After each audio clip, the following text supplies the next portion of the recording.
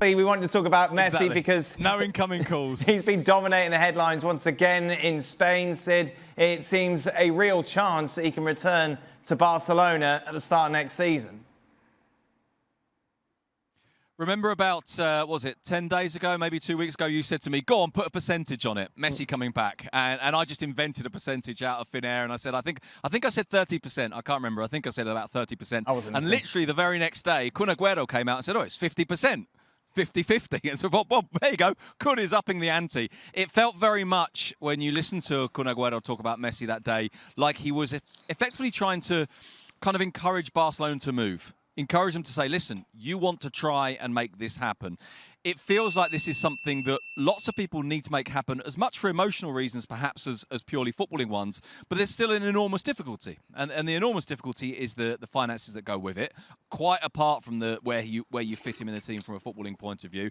And also that there are very different views on this. So a view from PSG that Messi is saying that he wants to renew, although the fact that he hasn't yet obviously will worry them, that there's a belief that he's ready to go to the US, if maybe not quite yet. And of course that Barcelona are in this position where it almost feels, as I say, like emotionally they're being kind of forced towards this.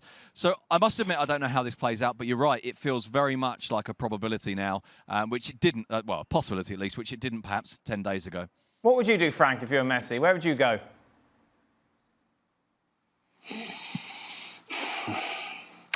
I don't know. Again, if he thinks that he can still be at the top, I wouldn't go to the MLS. That's for sure. I'd rather stay in Paris Saint-Germain, thinking that that it's a possibility to win the Champions League maybe once. But I would be wondering how I would be received by Xavi. Xavi has another plan and change all the basics of Barcelona because Messi left, because it was all about Messi and playing around him. But now it's a different football. Knowing that I come back and I have to go, you have to go back to the former way of playing, might not be well received by many players, but also by the coach. So will I take that decision to come back and change that, to maybe get all the criticism towards me because I came back? And I'm not sure I'm going to take that risk. I know it's going to please the fans. I know I'm going to be a legend coming back. But and again, I'm talking about Messi.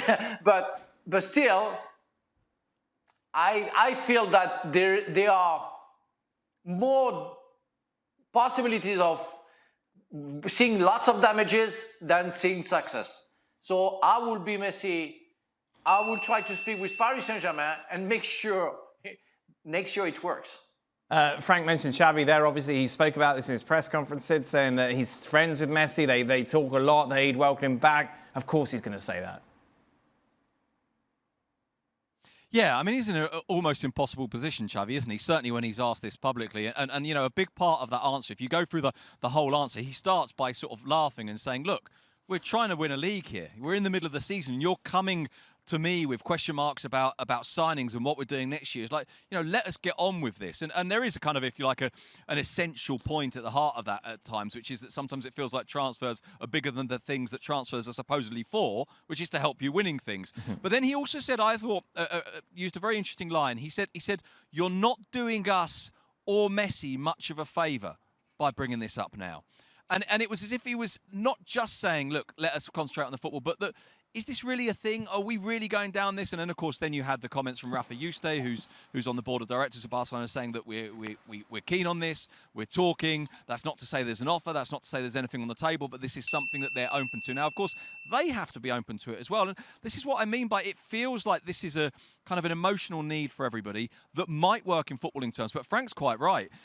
Xavi would have to reconstruct the team. He's built a team that's different.